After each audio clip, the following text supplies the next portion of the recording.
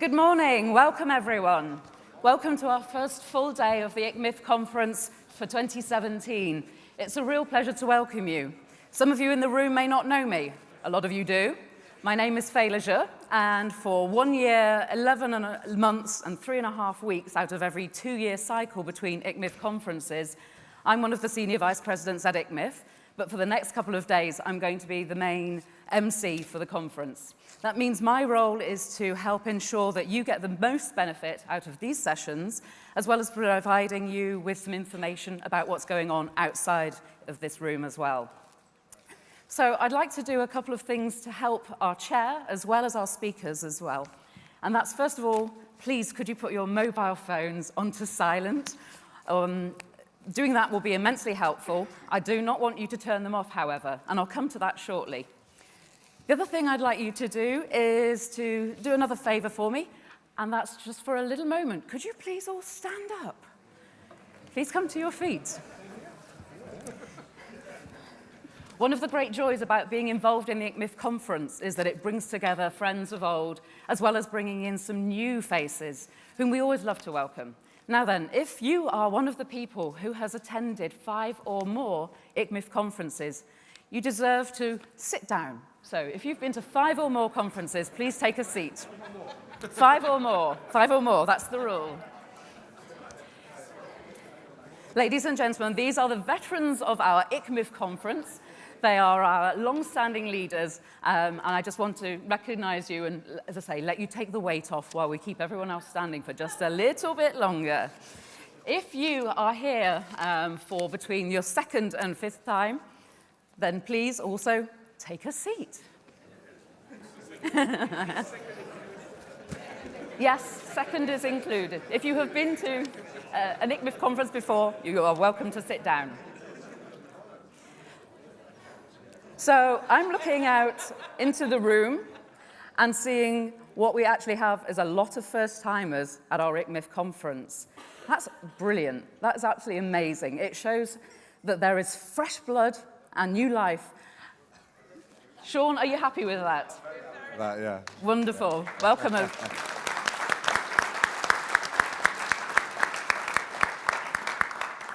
Some of you are very keen to sit down. Many of you are actually on the Young Leaders program. If you are, please remain standing. You've got all the youth. You can keep standing a bit longer.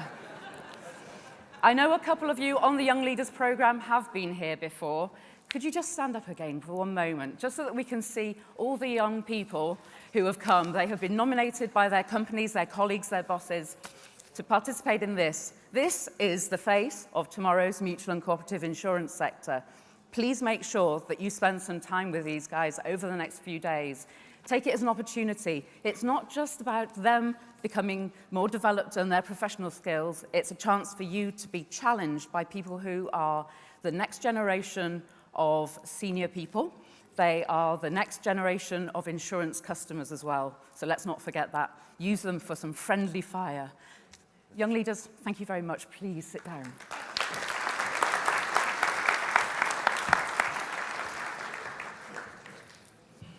So my first ICMIF conference was 20 years ago.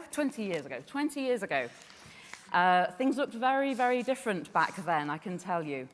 For one thing, I was not in this role. I was doing a lot of things behind the scenes, and one of the things that I had to make sure was every single delegate received their conference pack of papers, which was about this thick. And it had every single speech and every single slide, and a lot of those were presented on transparencies on overhead projectors. So I see some of the young leaders' faces now going, what is she talking about? That was what we did. Nowadays, we have something a little more sophisticated called an app. We are really, really excited to actually be moving towards a paperless conference. We didn't even have the word paperless 20 years ago at the ICMIF conference. If you have not yet downloaded it, please do so, because there are many advantages from having it. If you've got your phone with you right now and you've got the app, could I ask you please to launch it?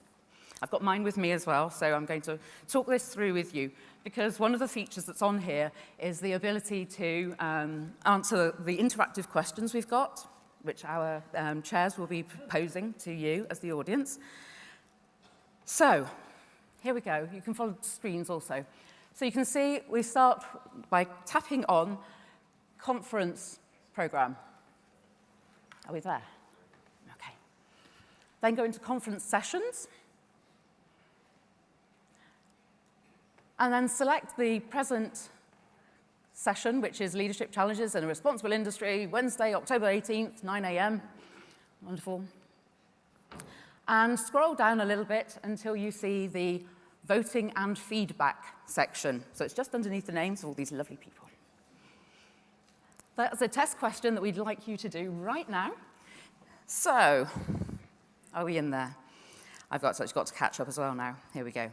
So, voting and feedback, test question. How long was your journey to London this week? So you've got the various options, which you can see on your screen. More than 24 hours, 12 to 24 hours, 6 to 12, 3 to 6, 1, and less than 1 hour. I don't think it's possible to get anywhere in less than 1 hour in London, is it? Maybe from your hotel room, but that's about it. Yeah. Okay. So how long have we got for the voting? There we go, wonderful. Okay, we've had, it's shifting.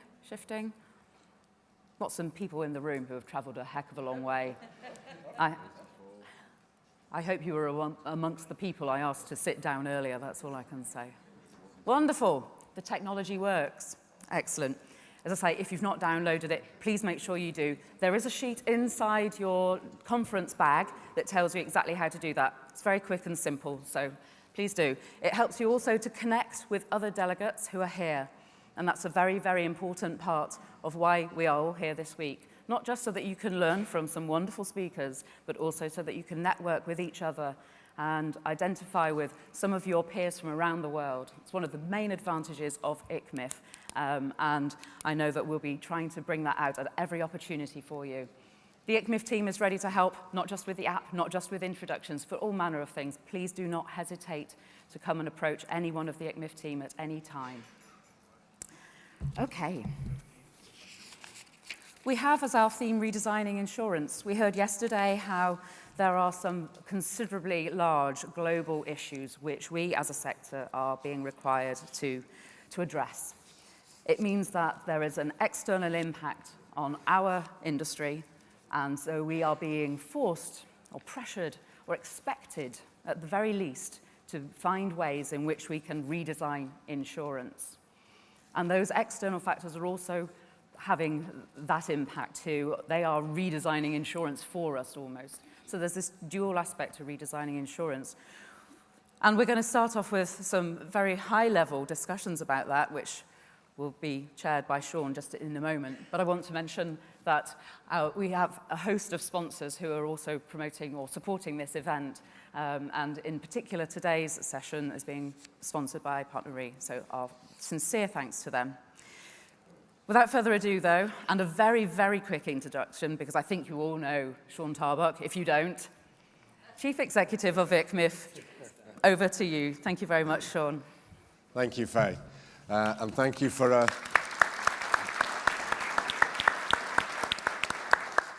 raising the energy in the room this early, and hopefully we'll keep that going.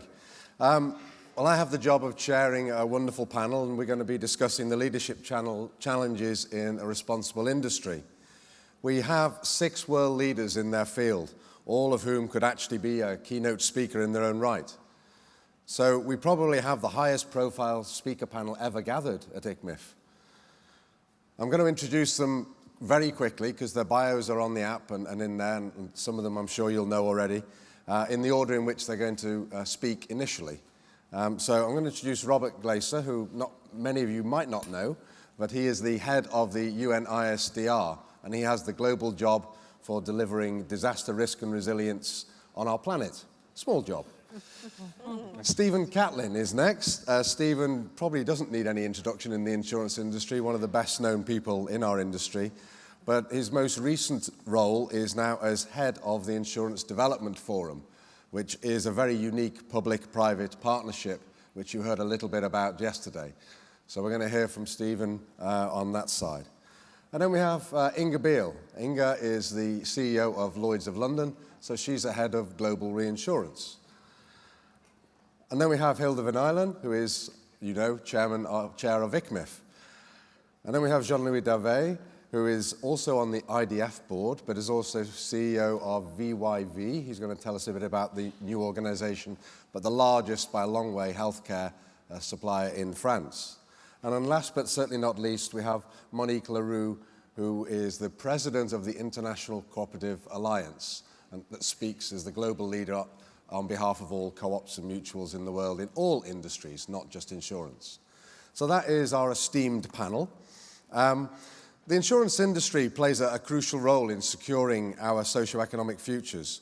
Our people and our planet are in need of our help to identify, understand and manage risk and protect lives and livelihoods.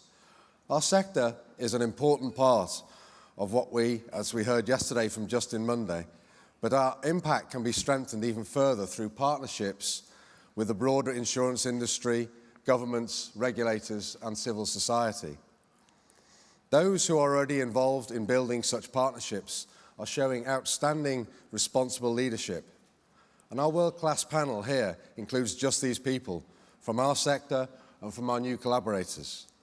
So let's start with the big picture from Robert, from the UN, and we'll then go to the insurance industry response from Stephen, then the reinsurance from Inga, and then followed by the role of the co-op and mutual sector from Hilde, and then supported by Jean-Louis, who is also the global leader in health. And then finally, we're going to come to Monique, who's going to wrap it all up from a cooperative point of view. So initially, we're going to do about 6 minutes, 7 minutes each, introduce their area, and then we'll flow it from there. So without further ado, Robert? From here is okay? Yeah, from there's great. Okay. Good morning, everyone. Thank you. First of all, thank you, Sean. Thank you, ICMIF, for including me in this discussion. It occurred to me as I was looking at the participants that, you know, I'm here representing the United Nations, but in effect, this is a mini United Nations in this room and ICMIF is in a sense like the UN in terms of convening and agreeing and sharing information, developing, highlighting best practice. So it's really, that was a little tiny insight in being here today. I know yesterday, Sean mentioned, I wasn't here yesterday, but Sean mentioned that there was a bit of discussion about the broader trends, but I do need to say a little bit about that because it puts what the UN is doing in perspective, in the right perspective. And I think probably most in this room know that if you look over the last 2 decades, there were 1.35 million people who lost their lives as a result of disasters. And something like $2.5 trillion in losses, in economic losses. UNISDR estimates sort of around $300 billion in losses every year from disasters. But we also know that these, and I suspect you know as well, that these figures are actually wild underestimates because we don't have very good data in many parts of the world concerning extensive risk, those disasters that are below the radar screen, but that in many ways, considering they happen more often or even chronic disasters in some less developed countries, actually the costs could be comparable, could equal the amounts we can document. There was a recent World Bank report that suggested the actual costs were $520 billion in losses globally, annually, and also that something like 26 million people fall into poverty each year as a result of disasters. And I think that's one point that I really want to highlight, particularly given this is an international group in the room, that there is, as you probably know, a hugely disproportionate impact on poor countries, on less developed countries. The average annual loss from disasters in those countries, in less developed countries, equates to something like over 20% of their annual social expenditure. And in some countries, it's 50, 60%. And as we've seen in the Caribbean recently, these disasters can wipe out annual GDP, actually for consecutive years, or 40, 50% of GDP in some countries. So it is really, really disturbing. Even more disturbing is that these costs, if not loss of life, but the economic costs are escalating rapidly, and they're for two reasons primarily. One, of course, is poorly risk-informed development. When people are investing without understanding risk, they are, in effect, creating disasters, because the disasters will happen. If they're, in effect, building hospitals in flood zones, even if the cost may there not be additional cost to not doing that. If you understand the risk, you don't build it in a flood zone. If you don't understand it, then you create this risk. So there's poorly risk-informed development. And second, of course, is climate change. I was at the Potsdam Institute, Climate Institute, last week, which is a very reputable institution that does climate modeling and analysis. They believe that we have now already reached two tipping points, or we're at the verge of reaching them. One is the tipping point concerning coral reefs, that they believe that now probably at least 90% of coral reefs globally will die. You know that for many countries, coral reefs are a barrier to storm surges and disasters, as well as sources of income, tourism. In my country, Australia, that is a horrific prospect for a whole variety of reasons, even just psychologically for Australians. And also the West Antarctic ice shelf, which they feel may now be in an irreversible process that will raise sea level 5 meters over centuries. So it's not as if that will happen tomorrow, but it does mean accelerating sea level rise.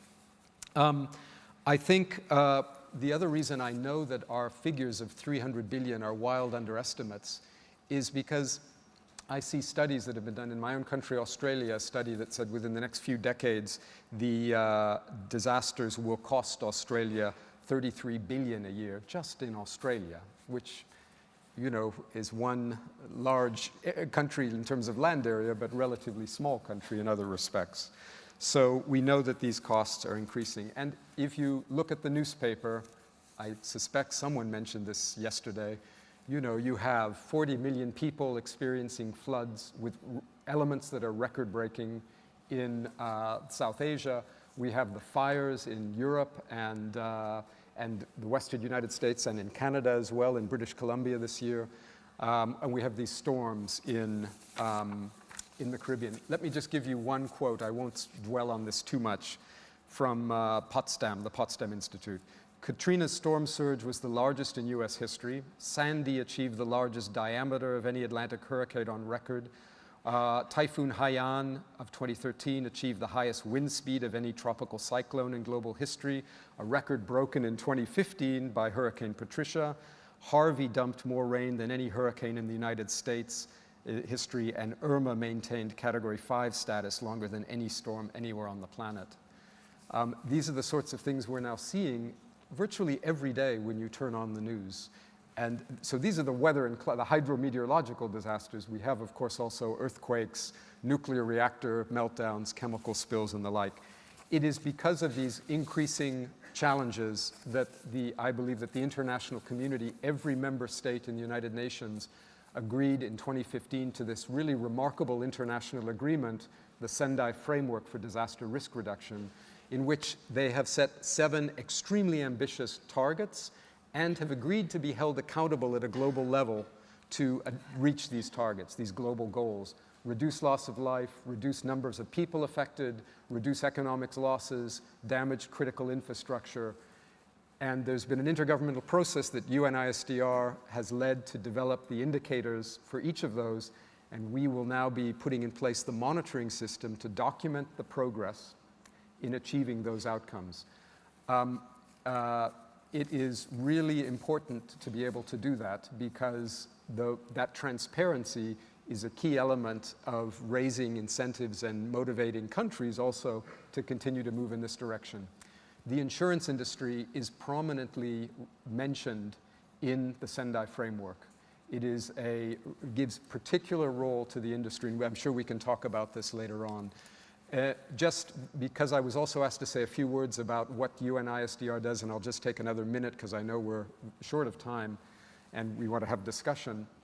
So UNISDR develops this, has managed this process to agree this Sendai Framework and the monitoring system to measure progress, that system also gathers enormous data about what each country is doing at the global and subnational level to reduce risk.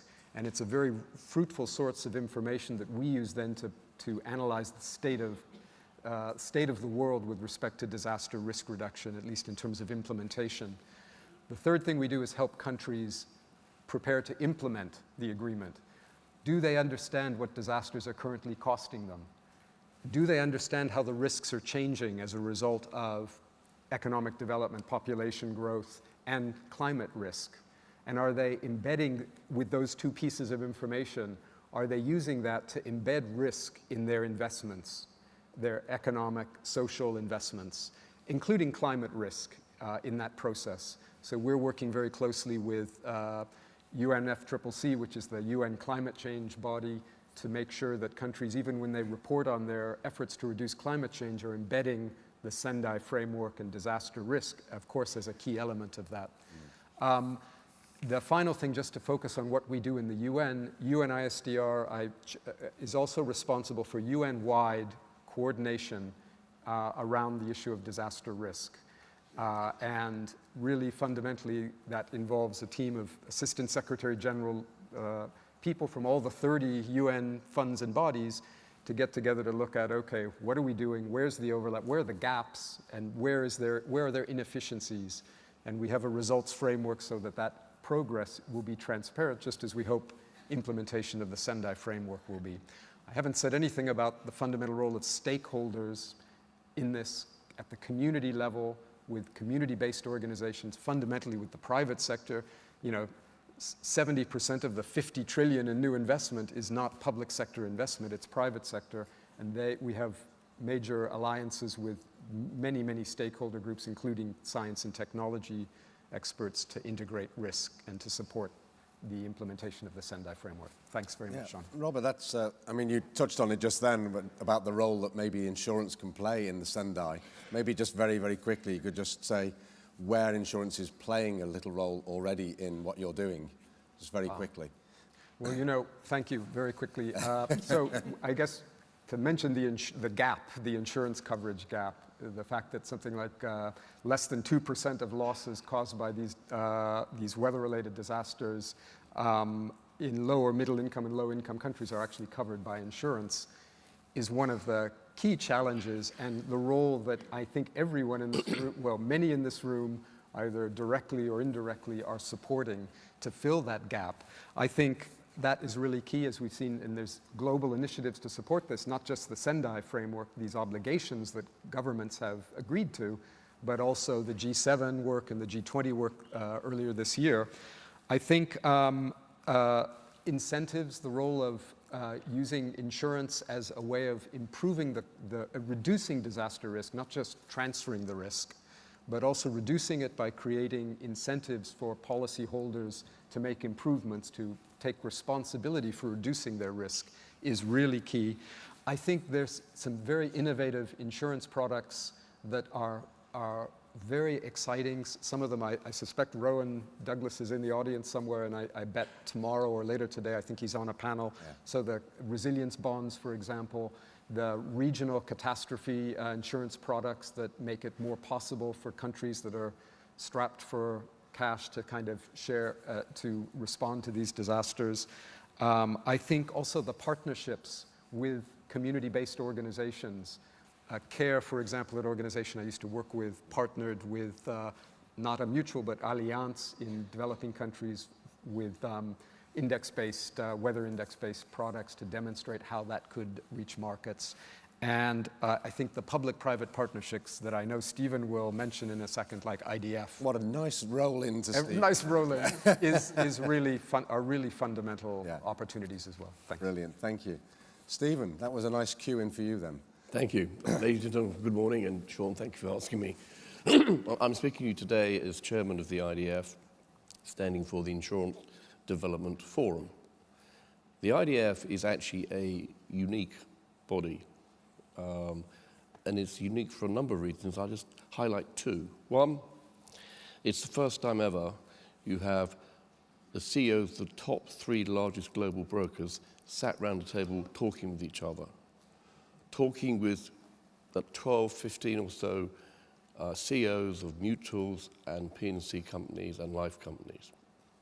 Then it has people like Inga Beale, Robert, Mark Carney also on that steering group. It's a powerful body. Not the easiest body to chair, I can tell you that.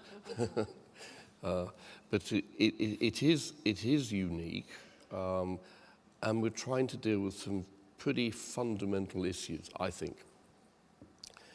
One of the shortcomings of the insurance industry is that we have never really explained our value proposition to the outside world properly. And in particular, we haven't explained the societal value that we bring. And that societal value is actually pretty clear. As Robert's already mentioned,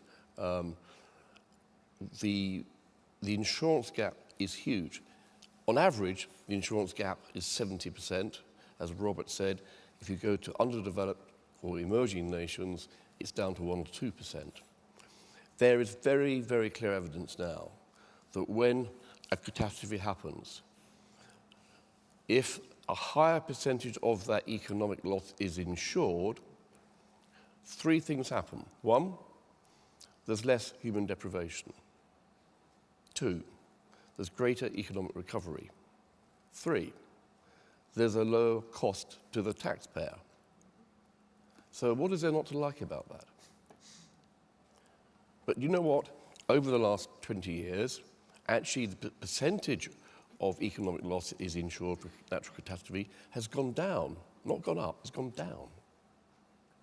So we are failing in explaining what we do. Now, why is that?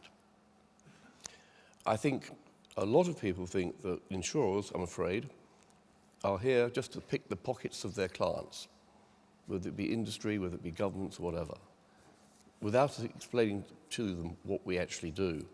And we should, as Robert says, start with risk mitigation and risk management. That's where we can help the client. Years ago, I used to be involved in British Petroleum as one of their lead insurers. And Judith Ann Ratty, who was then company secretary, who subsequently went on to the Council of Lloyds, went round speaking to underwriters one by one and asking them what we could do to help her. Now, in those days, this is quite a long time ago, probably Lloyds was about £5 billion capacity, and the size of BP's balance sheet was about 40 billion sterling. And what Judith really wanted was for us to cover her Armageddon. And I said to Judith, we can't do that. We don't have the capital to meet that need that you're talking about. And by the way, if we did have that capital, the price we charge you would be too high for you to pay for because we couldn't service the capital on a globalized basis. As a consequence, BP decided, and it's still in their annual report and accounts, they don't buy insurance product unless they have to for regulatory reasons or whatever. Now, you would assume that as they were running risk at a very high level, that probably their risk management would be of the highest level. When you actually look at what happened for Macondo, which is an aggregation of happenings one after the other that led to an enormous risk and a massive cost to their balance sheet, wiped out half of their market cap, it became clear that they didn't have the highest form of risk management. And I think one of the reasons for that is one of the services we can provide for our clients is to help them get third-party accreditation for their risk management. BP didn't have it for years, and as a consequence, they slipped down the totem pole. So I think that we start as insurers and reinsurers to help people in terms of risk mitigation, risk management. Robert's also mentioned about where buildings are built. My view is, if you want to have a house in California over the San Andreas Fault, that's fine, that's a lifestyle decision. If you want to have a house in Florida by the coast, right by the water, that's also fine, that's a lifestyle decision. But it's a lifestyle decision that actually the person should pay for themselves, not ask the Fed or whatever government to pay for it for them. That's not right. Another challenge we have when we start talking to governments, and this is an apolitical comment and it's a global comment. Politicians, by and large, are only in power for 5 to 10 years. And I'm afraid what that means is it's difficult to get politicians to think about anything much beyond a 1 in 5 year risk. Indeed, you talk about 1 in 5 years, they listen. You talk about 1 in 10, and they stop losing interest. And when you talk about 1 in 25-year risk, they're on the way to going to sleep. And when you get to 1 in 100-year risk, they're snoring. And I think we have a duty of care to persuade politicians globally that they have fiscal responsibilities just like the man on the street does. And we need politicians to take on and accept their fiscal responsibilities. The World Bank and the UN are of enormous benefit to the IDF, because this is the first time you've got these three bodies together. And it's taken some time, is it not, Robert, for us to get to know each other, understand how we all work, and I can tell you the UN works differently to the World Bank, and both of the organizations work completely different to the industry. So we have this massive initial communication gap, which I think we've made a lot of headway on now, and a better understanding of what the other party can do. There's another part of this, so it's the insurance gap, and what Sean's very much involved in is microinsurance, where we're setting out a target, depending who you talk to, of reaching another 400 million people by 2020. Whether we can do that or not, I don't know, but enormous strides are being made. For example, if you're a farmer with a 2-acre holding, you can now go to your mobile telephone and you can buy crop insurance in 90 seconds. And it's covered on a parametric basis, so you get paid postal loss within 5 working days. And that is just an example of what microinsurance can do. It applies to life, to health, to lots of other things too. We need, if we're going to have a purpose in life going forward as insurers and reinsurers, we have to sell what we do in the fairest, most concise manner. We have to demonstrate why we add societal value and why it's justified for people to buy and pay for insurance premiums. If we can get somewhere towards doing that, I think that's success. When people say to me, what is success going to be for the IDF? And I said, well, you could say successful already because we've got people talking. But we have to deliver. We know that. And the next 5 to 10 years is all about delivery and making certain that we remain relevant to our clients. Thank you, Stephen. Inga, would you like to follow on from that? I was going to touch a little bit on the issues that you've just heard about, but also the broader risk landscape, I think, and really what's happening in the world as we see it. Lloyd's is a very global business. The Lloyd's syndicates, there are over 80 of them that operate in the market. They write business in over 200 countries and territories around the world, so very, very global. So a lot of the things that I consider or we look at in terms of what's happening are very, very global trends. So one of the things that really does concern us a little bit is this sort of geopolitical uncertainty that's out there and the protectionist attitudes that this is all, building and creating. And particularly for reinsurers, this can be a real threat because we know that we need reinsurance to function globally, that reinsurers can only take on the big exposures if they can diversify their risks globally. And I'm afraid that there's a trend for people to become much more nationalistic and protectionist. And we see this in many, many countries, developed countries as well as developing countries. If you just look at the number of restrictive trade barriers that have been put in place in the last 2 years, according to the World Trade Organization, there are 228 restrictive trade practices that have come into play in the last 2 years. And some of those literally are from developed economies. We have something in Europe here in Germany, for, just as one example, where they have put in a restrictive trade practice that affects reinsurers. Now, that is a worrying trend that should concern the entire insurance sector because we need to share the risk across the globe. Then another thing that I look at is the shifting world in terms of economic power. If you look at Asia, 60% of the world's population is in Asia. 30% of global GDP is in Asia at the moment. Certainly within my working lifetime, assuming I'm not forced into retirement within the next 3 years, Asia is forecast to contribute nearly 50% of global GDP. That means the way we look at the world is going to be completely different. We're very much used to the US being that sort of stronghold, holding all the economic purse strings for the world. The Western economies being so influential. This is fundamentally going to change in the 5 to 10 year time frame. Forecasts show, and Lloyd's predominantly plays either in reinsurance or commercial complex insurance, but even in the commercial insurance space, it's forecast that 2/3 of the growth in commercial insurance, that's going to be in those new economies that are just going to be rapidly outpacing any of the existing mature economies that we know. That's going to have a vastly different, that's going to have a huge impact on all of us in our sector, but all the businesses around the world. A third challenge, which we must try and turn into an opportunity, is technology and the sort of digital disruption that's going on. This is not only affecting our business model, so the own ways that we're running our own businesses, the way we're distributing our products, the way we are understanding the risks, but fundamentally it's affecting all of the people who buy insurance all of their lives. And this is a huge change.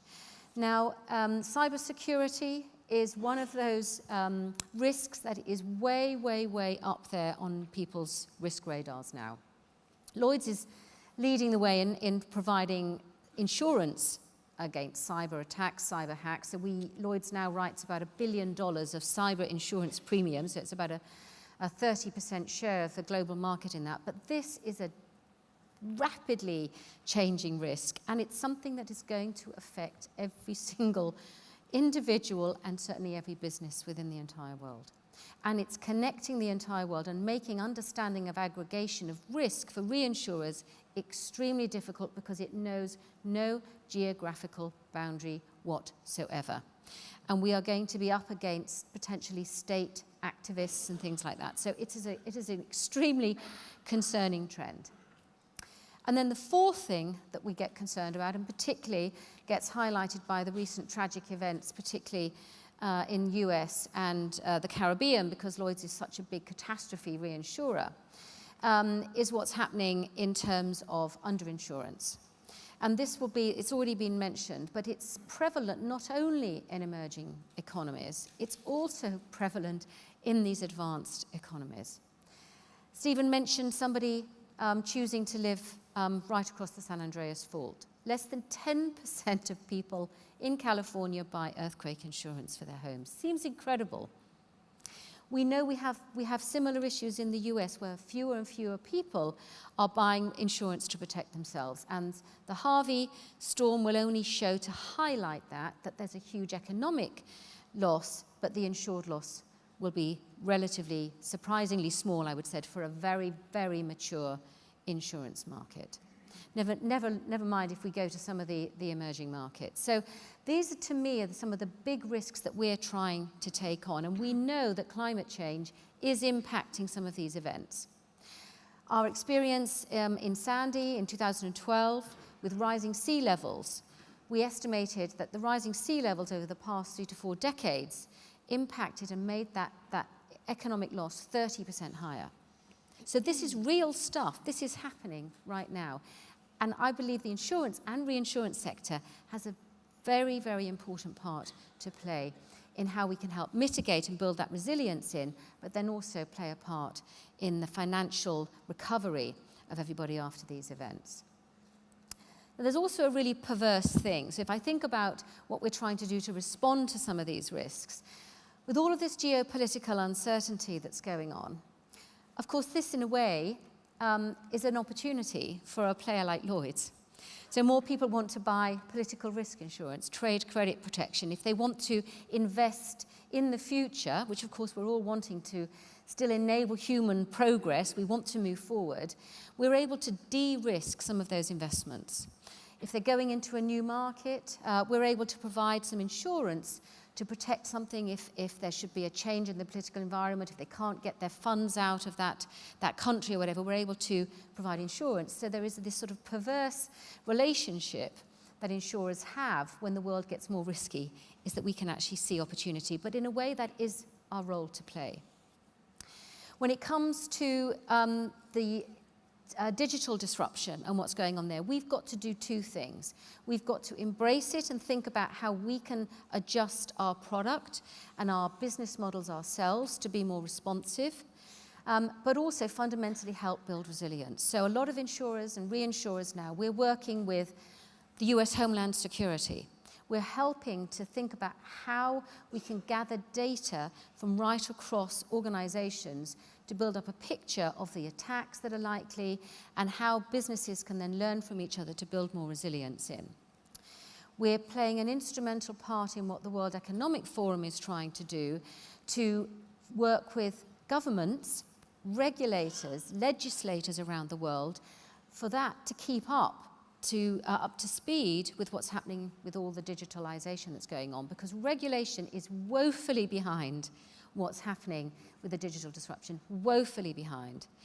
And that makes it very difficult also for insurers to provide the right cover if regulation and legislation isn't keeping pace with what's happening with the digitalization. And we can only see some of the sharing economy startups, the trouble that they're now having as they're getting more mature, and how they keep hitting regulatory roadblocks and hurdles, because fundamentally that regime hasn't kept up to speed with what's going on in the world. And then in terms of climate change and underinsurance, particularly that's affected by climate change, Lloyd's, we're doing our bit in terms of the IDF work, but we're also doing our bit in terms of we've put together a disaster risk facility where the syndicates are collaborating together to provide a disaster risk facility for some of these emerging markets, predominantly trying to work with governments to show, look, you can access this capital for when disaster strikes and hits your country, hits all your communities. So there are definitely things that we can do as a reinsurance community and an insurance sector globally to help mitigate against all of these changing risks that are out there. Thank you. Thank you, Inge. It's really interesting you're offering a facility there for microinsurance startups or early microinsurance projects. That's great, thank you.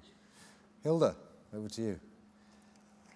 Well, I would like to comment a little bit on how ICMIF and how we as Mutual and COPS do take responsibility in this new challenges. And I don't think it's really new, but we just expressed them today quite clear. But as you know, ICMIF tries to contribute to, well, not only tries, we do it, contribute to closing the protection gap all over the world. We do have that microinsurance project in 555, and it's our way to contribute to the goals of the IDF. And we are able to do that because we have the power to connect mutuals from all over the world and working together on delivering in emerging countries, delivering by, having contribution between mutuals, insurers, but also other local partners. And I do think this is really the good way of doing this, is trying to partner with those local players. I do know a lot of you are active in microinsurance themselves, so this is also a way of contributing. We do have a lot of development projects, and we do invest in leadership, and I think that's still a very important one. We do also try to open new markets. We will have an example of this a little bit later on, and I talked to some of you yesterday evening having plans of opening even more new markets, and this is really a good way of doing things. But I also know that a lot of you think, well, all these global discussions and global challenges looks very far away for some of you. Some of you could think this is a story for the big players and it's fine, you're doing this, but it's not for us. I wouldn't agree with that because it all starts in the local market, even if it's very small. It's about bringing sustainability in everything we're doing. It's in our products we bring on the market, it's in risk management, because all these things do contribute to a more sustainable society. And closing the gap, protection gap, I can tell you it's also in developed countries. We still have people in all countries among the world, and yes, every local situation is different, but providing access to as much people as we can, providing access to insurance should be one of our core business as an insurance mutual. And there's still a lot to do in each country, and even for the small players. So that would be a little bit my call to take responsibility. No, it's not only for the big players. It's for everybody. And I think we can do it. And I do know a lot of you are already active in that area. Bit by bit, that's the message. Thank you. Jean-Louis? Yeah. Your turn. My turn. Maybe just a few words to introduce the newborn baby that you mentioned, the new group. I'm the new group that Sean mentioned is called, you said VYV, Viv in French, which comes from the merging operations between the two largest health mutuals in France, MGN and Harmony, plus other mutuals who came with us. And it gave birth to the absolute leader in health insurance. We now cover 20% of the French population. We've got 900 health facilities all around France. And the second player is 3 times smaller. But okay, so there's a question, why this size anyway? So what I would like to share with you is why this size and a few convictions which drives our strategy. My first conviction is that we now compete in a world without any borders and without any industrial sectors. It's over now. Geographical borders, it's clear. We know it, globalization. You can have a look concerning health insurance market, for instance. The health insurance for expatriates, okay, expatriates only, is the number 6 market. Number 6 market, a huge market with a growth of 2 figures. So no geographical borders, so regulation is spreading around the world, but no sectors anymore. Think about health, what I know the best. Think about health. What you can observe is that any player in the world which holds a position on the health chain value, for instance, a provider of medical devices, IoT, can pretend to grab a very, very big part of the value. They all can pretend. I don't know their success. But with all the flow of data, everybody thinks he can play in this area. So there will be losers, there will be winners, but it will change for sure.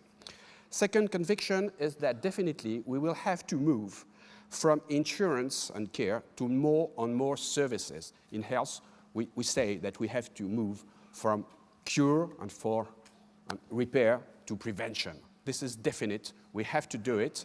And I just know one way to do it, because we've been advocating for this so many times. Just one way, technology. Technology and data.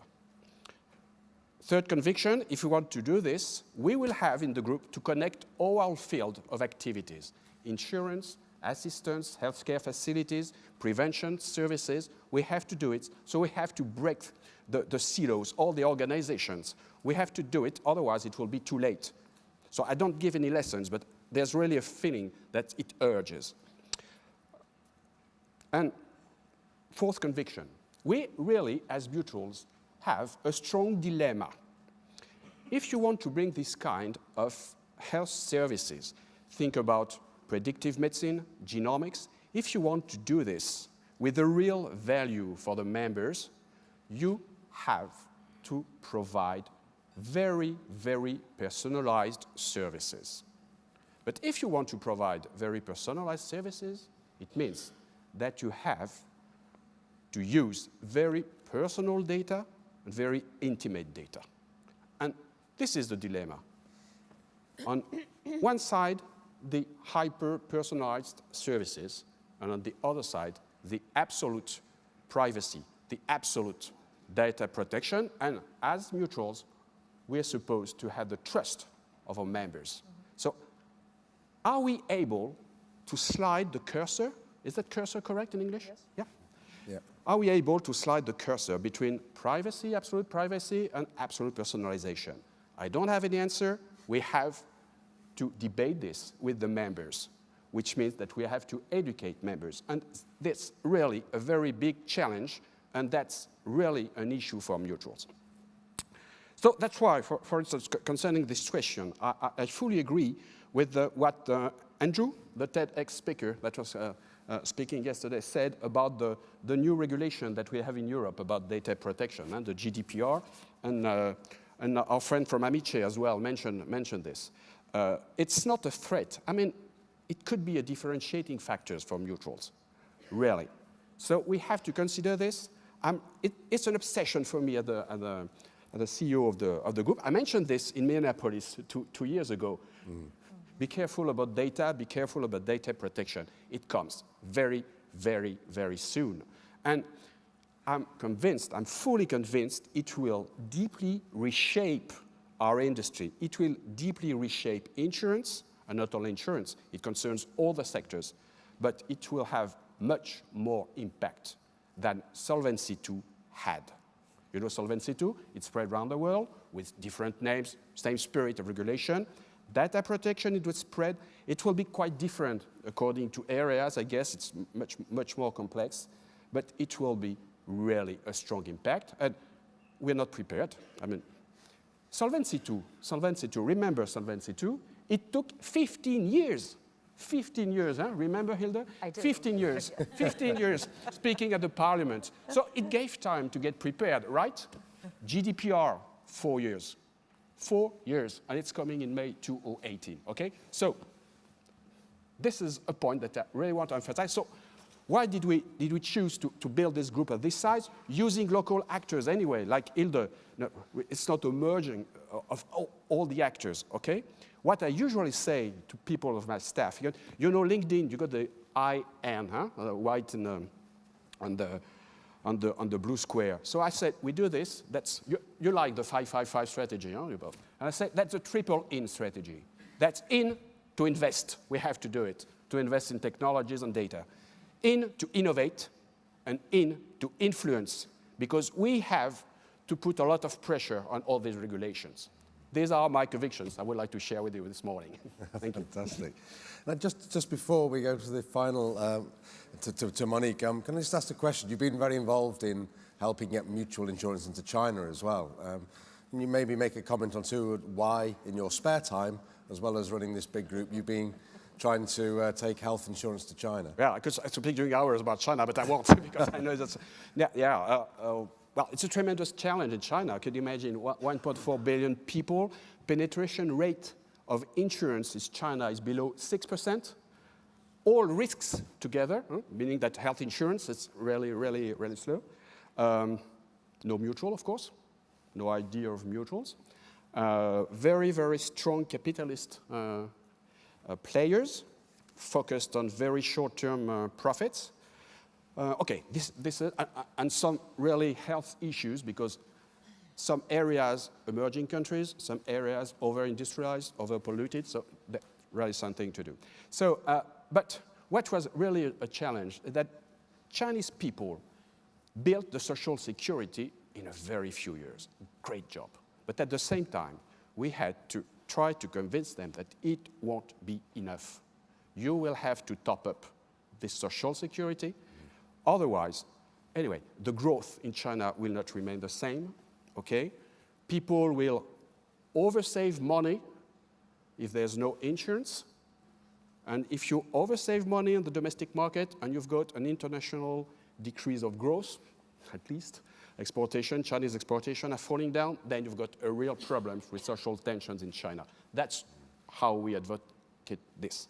So we had this discussion with the government, and then we came with a text. My secret dream is to have something written in the 5-year plan concerning, and here we are.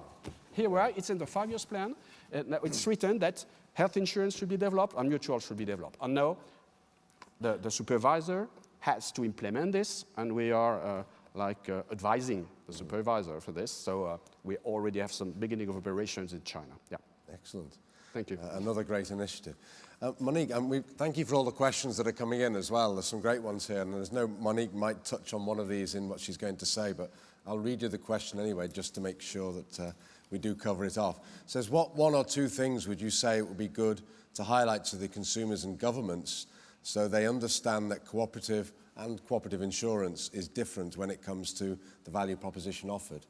So I know you're going to touch a little bit on that, if you can expand on that as well, Monique. Well, thank you very much. I'm very pleased to be with you this morning and to be part of this high-level panel. Let me tell you first, Madam Chairman and Sean, how much I appreciate the work that is done by ICMIF, and certainly commend some of the leadership of many of your members in being very active into the cooperative and mutual space, but also providing a lot of good services and solutions for people. Let me introduce my points. I'm not anymore an insurance person. I was qualified to be part of that I would say, sector when I was the chair of the board of Desjardins, but I'm not anymore in that role. But I would say that when I look at the insurance industry right now, I would agree with many of you talking about global changes and trends. And I will not repeat what you said on climate change. I will not repeat what you said on some of the geopolitical risk, about the changes that are brought by technology. But I would say that all of those issues should be also considered in the context of an evolution in demography in many countries. And this evolution of demography, aging population, also create additional opportunities and risk. And there is something that we were talking about this morning, preparing for this panel, is that there is also an implosion of trust. There is a very interesting report, maybe you were able to read that is produced annually by Edelman.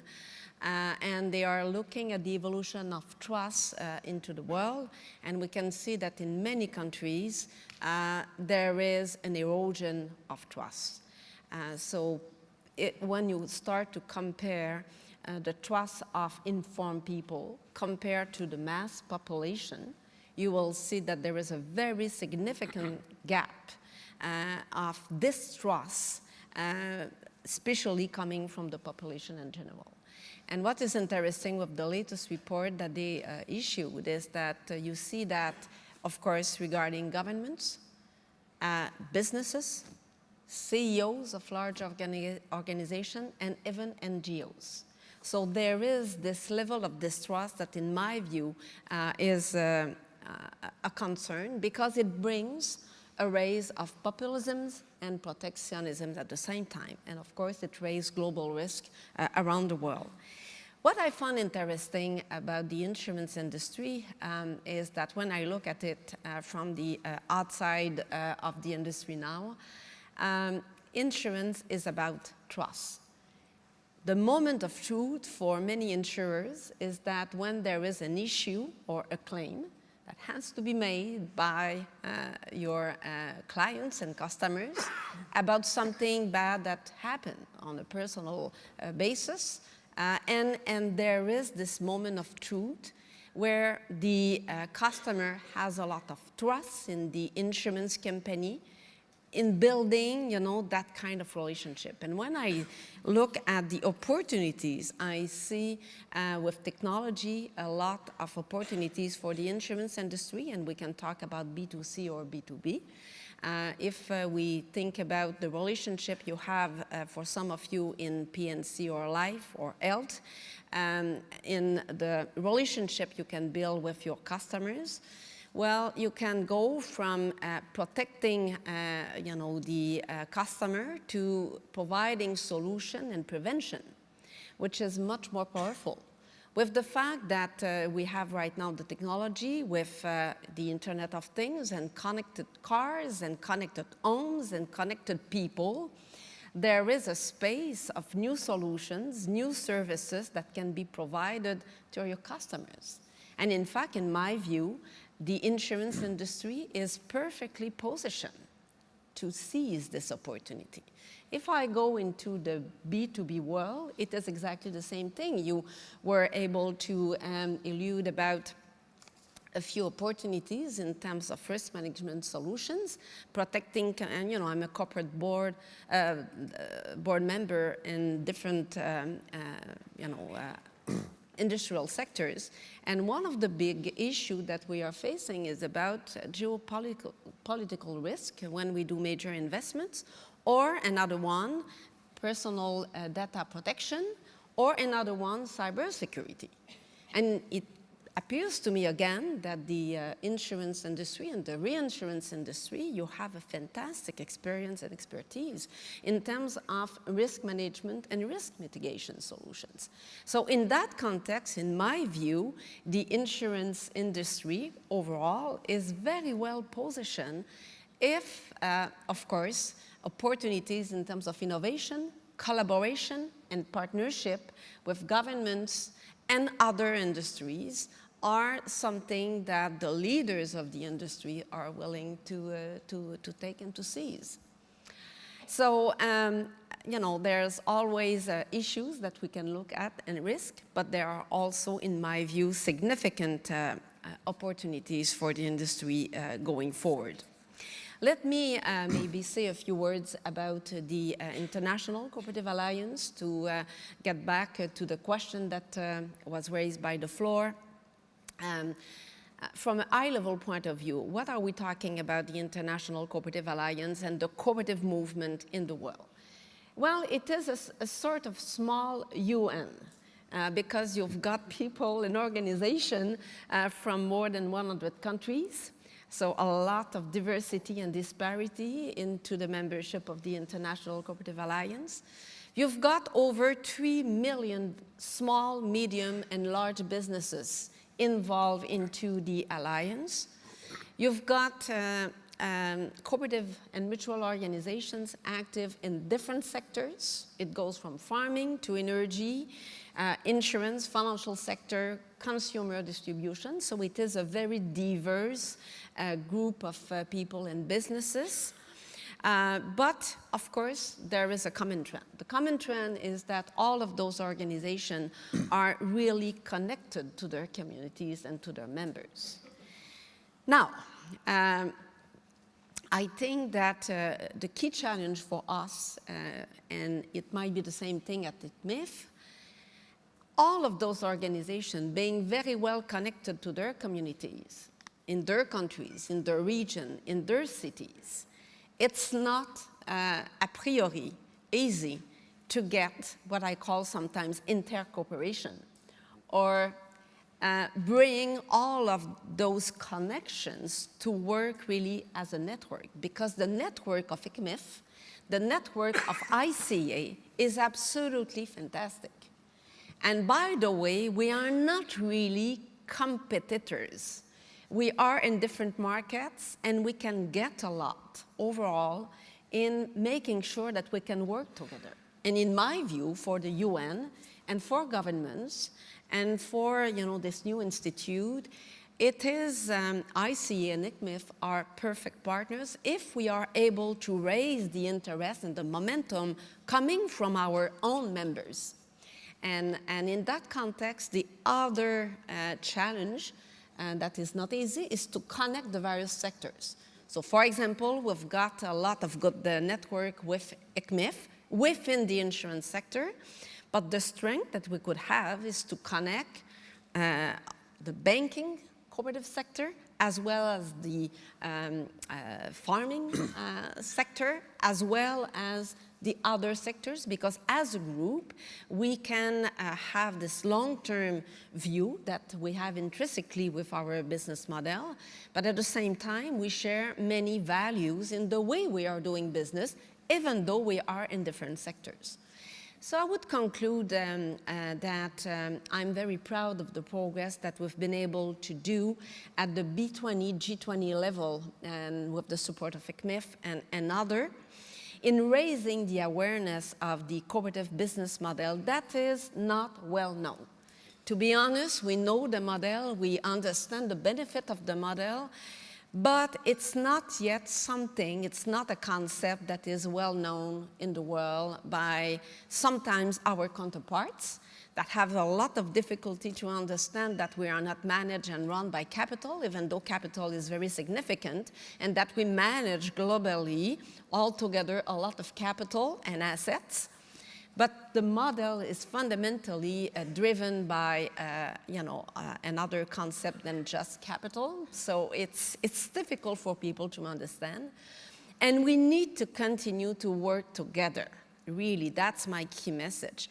And I really need, when I look forward for ICMIF members to continue to do a lot of work that you are doing, to make sure that as a group we can bring a better understanding of the contribution we can have. And I was very happy, and you mentioned that yesterday during the annual meeting.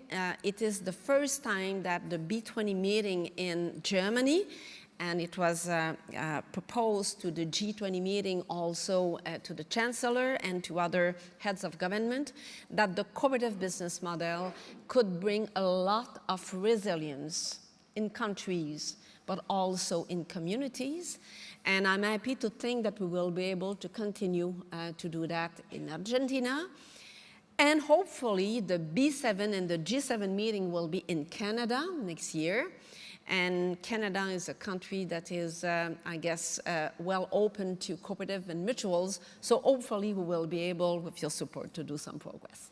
Thank you, Monique. Ingo, yeah. Yeah, I just wanted to add something. Having gone through the Brexit debate here in the UK, I just think it's important, because this trust thing, I think the cooperative area, the mutuals, have a unique position here, because you can go out saying, we are for you.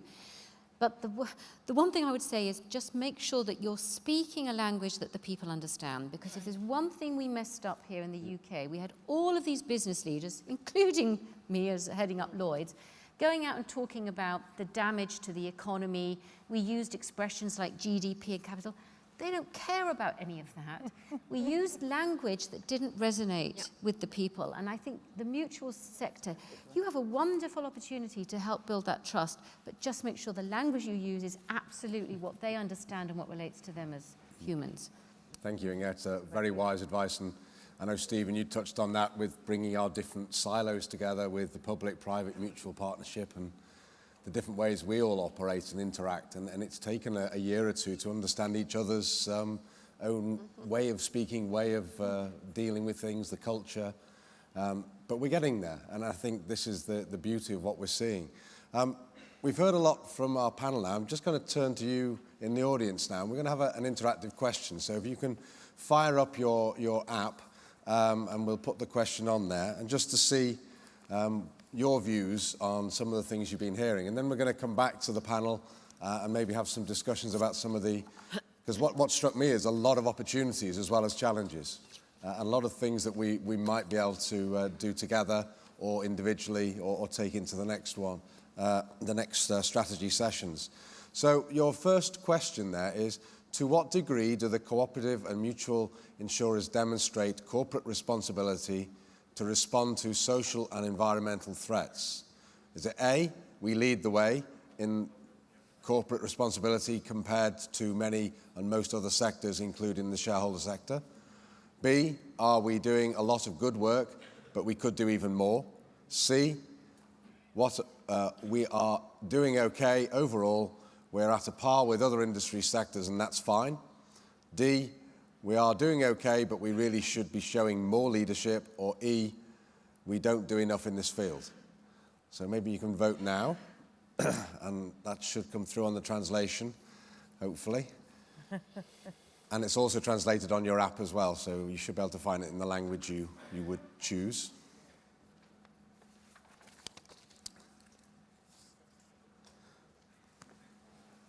Okay, we have 80 submissions at the moment, nearly getting over 100. And it's looking like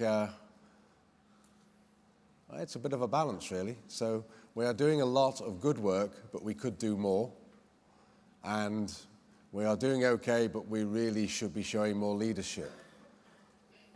Hilda, do you fancy having a comment on 121? I'm actually convinced we're doing good. But, well, to me, it's just the start of the process. We just started the journey.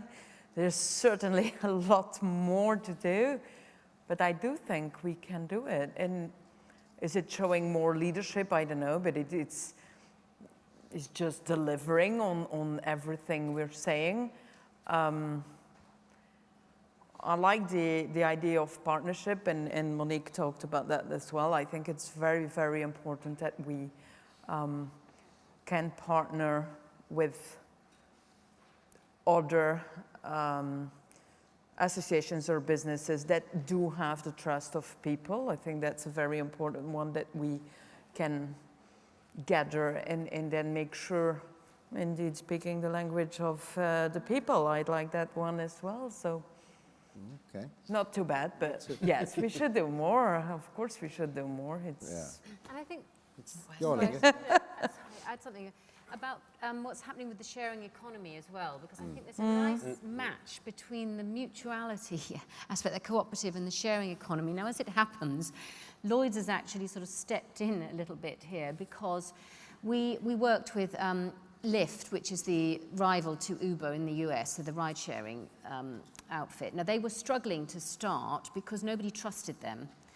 And they said no business user would use them, or their business travel policy wouldn't allow their business travelers to use them, because there was, they didn't really know them, they were unknown.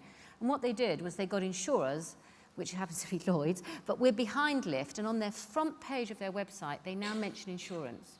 Can you believe that? Can you believe a startup like that? Sharing economy is putting insurance on their front page, because it gives them the trust to be able to deliver and get customers. I mean, it's quite amazing. And I think that mutual aspect, again, if you can get with some of these partners, and particularly when we think the sharing economy, I think in the US, which I don't know how it compares with places like China, but 19% of the population are using the sharing economy in some way. Yeah. So I think there are all sorts of linkages that can be done as well. And as I said, your special, unique place has something to offer. Thank you. Well, I was to say that I'm not too surprised with the results, because we did something similar at ICA, and we've got kind of similar results. And I guess that we can say, and I was looking at this notion of showing more leadership, there's a lot of good things, if not excellent things, initiatives that are done by each cooperative and mutual organization, but they are not so well known. And they are not well connected in a way that, we can show all together our own leadership, but our collective leadership. And I think that we need to find a way to raise that notion of collaboration. And it's funny, cooperation among ourselves, to raise a little bit the visibility and the bar. The platform economy and the sharing economy is a big topic.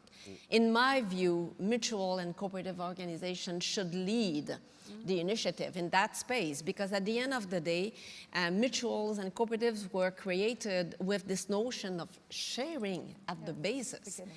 But we have to recognize that we are not there yet. And we've got a project that has been discussed with ICA and in Canada in particular to develop a global platform, collaborative platform, very innovative with technology.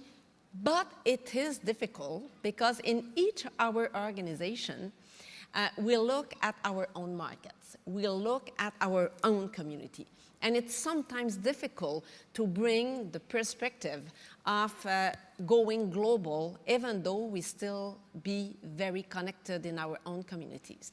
And it might be that we need to consider, and we were talking about that this morning, that for some of your organization, you may decide to put aside some fund or some initiatives that are not directly core into what you are doing in order to do some sort of international development or some sort of investment into new technologies and new ventures in a way that will, over time, connect all of those big issues together. Brilliant. Robert, you had a point? Well, I think that was a good point about going global and how it can, the members can support a global initiative. But I think there's also, as I'm sure this is probably pretty obvious, a role for umbrella bodies like ICMIF and others to help support actually local social, corporate, environmental responsibility by sharing products, because I suspect if it's like other organizations that I've been involved with, there's a question about what are the innovative, there's probably low-hanging fruit there to achieve that outcome if I can hear what that is, if I have examples of approaches that have been able to demonstrate corporate social responsibility. So I think it would be very useful, and some might be by sector, or certainly mutuals as well, in sharing that best practice with the members. You know, did you know, here's an example of a mutual that is demonstrating corporate social responsibility as part of what it's already doing with this little addition that's been added as an example. So I'm sure there's a lot of low-hanging fruit there, and it's a great role for an umbrella body to gather it and share it with the members so that those figures go down next time. Thanks, Robert. That's exactly why we're all here, I think. Yeah, exactly. But I want to stay on you, actually, and I want to bring back in the Insurance Development Forum at this stage. And I believe, whilst we have our own bodies like ICMIF and ICA, and I think need that global body for all insurance and everyone involved in risk mitigation. And this is, to me, the IDF is really the starting point for discussions around how the whole industry become more corporately responsible. They've got 4 board members here of the IDF, and I'm certainly going to return to all of you, but not exclusively. But maybe you can sort of give your views as to where you would like to see from your particular group where this would go, how we could potentially change the world through the IDF. Yeah, I think if you have a chance to look at the IDF website, that's a useful kind of introduction. But there are a number of areas that IDF is focusing its work on. Some of those are essentially supporting filling the insurance gap with microinsurance products, mutuals with a key role in that. For me, that's essential because although there are huge costs and risks for less developed countries, for marginalized communities, the risks are really enormous and disproportionate, actually, even if the dollar amounts are smaller because there's less expensive infrastructure, for example. So that idea of reaching communities, and mutuals are ideally placed to do that. So one focus, I think, is on the regulatory environments in various countries, and that's a really good role, I think, for public-private partnership, because many of these environments, and I know you're probably aware of this very acutely, are actually not in the public interest if you really look at the risks and the challenges. And so, of course, if an insurance, even an umbrella body goes to a government and says, we think this needs to change, there's probably, the profit motive, those images of insurance that were mentioned earlier, maybe make it more difficult to have an open discussion about that. In partnership with other institutions like the UN and the World Bank, it's possible to engage in that way. So I think that's an important aspect of expanding coverage as well, and access to markets. I think the second is the risk modeling, because, and this I think is really a wonderful opportunity and really critical from UNISDR's perspective, because there are markets where no one has good, very good data. We have incomplete data about the risks. And I think by pooling what I guess has traditionally been more proprietary information, at least in these places where there's inadequate understanding of the risks, I think there's a huge There's a huge public interest in doing that and in working together on that. So there are many other examples, but those are two that I would highlight. Thank you. Stephen, I'm going to leave you till the end because you're the chair. So, Inga, maybe you can touch on why you're involved in the IDF. Well, we're involved because this underinsurance, the protection gap, is just so important, and that's why we're involved. I think there's just one thing I think we really must focus on, and I think the insurance sector actually is in a good place. We don't have the reputation that the banks do. We haven't been tarnished like the banks through the financial crisis, so we're in a wonderful place to actually make the most of this opportunity. But of course, we really must mean it. And I think one of the challenges with the IDF is as soon as people want to start making money, the competitive factors come into play. And if we can just cross over that and actually truly work together, I think we can fundamentally change the world. Fantastic, yeah. Maybe I'm not involved in the IDF, but I would, propose a team to deal with what you said. It's to think about co-opetition, which is a nice way to be, competitors, one, but please. Working together. So co-opetition could be something that you can think about. I think you've got a new tweeting word there going on. Well, Hilda, you want to... Well, to me, I, as I said, partnership in this is really, really important. The goals we set for the IDF could seem, really very, very ambitious, but I'm really convinced if we manage to work all together, insurance sector, civil society, and governmental organizations, that we are able to do it and, yes, change the world. I would fully agree with that. Jean-Louis, we are thinking around starting a health working group as well, so maybe you can touch a bit on that why you're involved.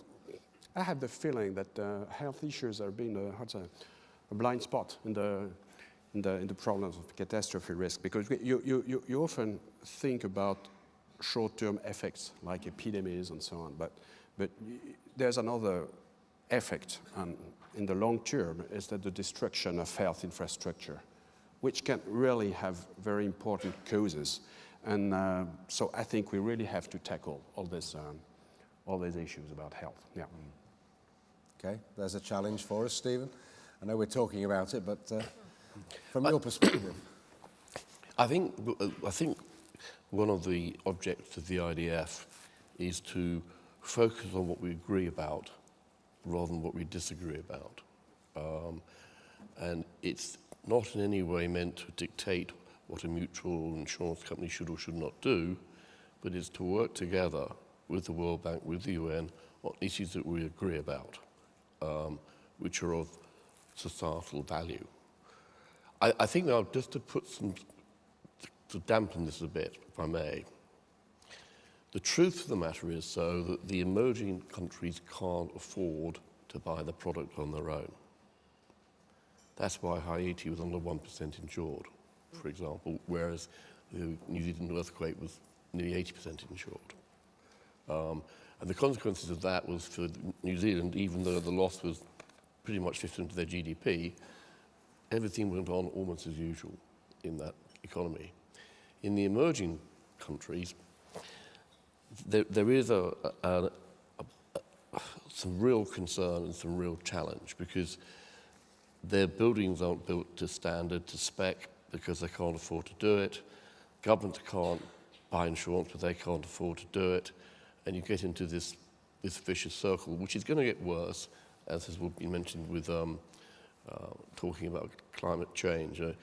Our company, we did a survey on the Arctic Ocean some few years ago to demonstrate that the thickness of the ice is dissipating year on year. And we also did a survey on the coral, and coral last year, nearly half of the world's coral disappeared last year. That is the most horrendous statistic, actually. So we've got things that are going on that, whether we can change or not, I just don't know. It can do no harm to reduce CO2 emissions, for example. Whether that is going to materially change global warming in the next 5, 10, 15, 20 years, who knows? What we do know is it's happening, and therefore risks are changing, and we're getting more extreme risks now happening more frequently than we did 20, 25 years ago. So one of the challenges, and again back to the World Bank and to the UN, the UK government, the German government, in the BMZ and DFID, have between them agreed to put in, I think it's about £45 million of their money to help deal with this challenge. And that's a great start. Fantastic from two countries. But we need this to be a Western economy issue that is dealt with by all governments and all nations. But if it isn't dealt with that way, we can't really crack the nut. As I said at the very first meeting that we had of IDF, as insurers and reinsurers, we can be generous with our time and our thoughts, but we can't be charitable about our capital. Because if we were, we wouldn't have the resource to pay the claims when they come. So it's easy to talk about this and to share ideas and recognize what's going on. It's actually much, much more difficult to actually find proper, sustainable solutions. Okay. Well, First? there is 3 stories that I would like to share in terms of how the cooperative movement can support and contribute in some of those big issues. The first example I want to share, and I will do that quickly, is Japan. I had the privilege, after this terrible tsunami and what happened in Fukushima, to go to Japan and be able to see how the cooperative movement in farming, for example, they were able to get together to reposition the farmers into a space where they were able to monitor the nuclear activity, but at the same time position them to be able to provide rice and things for people. So the capacity of the co-op movement in other sectors to be able to get organized quickly with communities to help some of the governments and countries and other to recover from natural disasters. Another example that is totally different is in Italy with a co-op under the name of Facilium. And what they've been able to do was to start a co-op, and think about it, about migrants. People who were coming to Italy, and the difficulty of that, and they were able to use a co-op structure to bring those people into a sort of way of getting connected to society. And the third example that I would like to share, and this one is much more kind of difficult because you will understand it is the country of Haiti. With all the natural disaster they had no protection, they had nothing, and it's very difficult to do things in Haiti. It's the co-op movement of that country. They were able to get, not at a scale that they would be satisfied of, but they were able at least to provide some basic solutions to people in farming and basic banking. So what I'm saying is that the co-op movement, if we are better known in what we do, and if we are better organized in the way we work together and in partnership with key actors, we should be able to do common goods and get the social responsibility level up into what we do. Excellent. Robert, we started with you, so we're going to finish with you. And just thank everyone. There is a lot of questions on here, and some of them are targeted at the individuals on the panel. And what if it's with your permission, we would ask that maybe you could respond to those at a later date. We'll share with them, because there's some wonderful questions here. And I do know some of these questions we're going to be able to tackle in later sessions in the next 2 to 3 days. So I'm not overly concerned that we won't get to them, but we will do in those sessions. But we'll also try and get the tailored ones to the individuals as well, so that we respond in one way or another. But Robert, so you had a final comment? Yeah, final comment, some really useful, interesting comment. Maybe reinforce Stephen's comment about whether less developed countries have the resources to respond. And of course, I had a meeting in Quito with the mayor of Quito, and I asked him, what keeps you awake at night? And he said that he just received a report from his engineers saying that in the next major earthquake, 60% of the buildings in Quito would collapse. and the volcano that towers above Quito has entered an active stage. So where does he begin with a challenge like that? So I agree on the one hand. On the other hand, if you look at the community level, there is a lot that can happen at the community level, as you know, in building resilience, because even very poor communities are willing to pay and actually borrow money, for example, from local money lenders and others, and so they are able to pay through microinsurance products, community savings and loan activities. So I think you can look at this in two directions, but there's some very huge limitations in one and some opportunities in other. The only other point I wanted to make was about climate change. Also, building on Stephen's comment, you know, actually, there's not much we can do to stop warming in the next 10 years. I think primarily because of the inertia in the climate system, because that warming we committed to 10 years ago. And for me, this is what makes climate change the most urgent disaster risk treatment, reducing greenhouse gases. Because it's not like air pollution that we can put, when it gets bad enough, we can put catalytic converters on cars, and then the air will clear. We are committed to changes if we've already reached tipping points, and they're much more serious ones, including potentially the fires in Europe and the extreme cold events that might be linked to the changing jet stream that we've seen in the US and Europe, with links to monsoons in South Asia. So very disturbing, but a key priority for all of us, I think, at every level. Well, thank you to the panels. If I just, what I'm hearing is that there are opportunities there, some really good opportunities, but they're not without the challenge. But I'm also hearing from all the panelists that the co-op and mutual model does have a vital role to play in this. And I think we have some of those opportunities to play our role, to play our part, to be the responsible leaders. So I'll wrap it up there because we're a couple of minutes over and I didn't want to break into your networking time. And Inga, you can go now because I know you do have to go quickly, don't you? So you can leave the stage, that's fine. Please show your appreciation to the panel.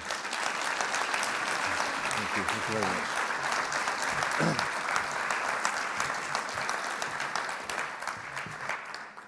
I'm back. I'm not going to ask you to stand up just yet, though. A couple of important things before you go away for coffee, which I know will be very welcome. On the app, we have asked you for feedback on each session. Please take some time during coffee to do that. All of the questions and the feedback are available until the close of play on Friday. So you have got time to think about it and to catch up later, but it makes sense to try and do it as soon as you can, and we would greatly appreciate it.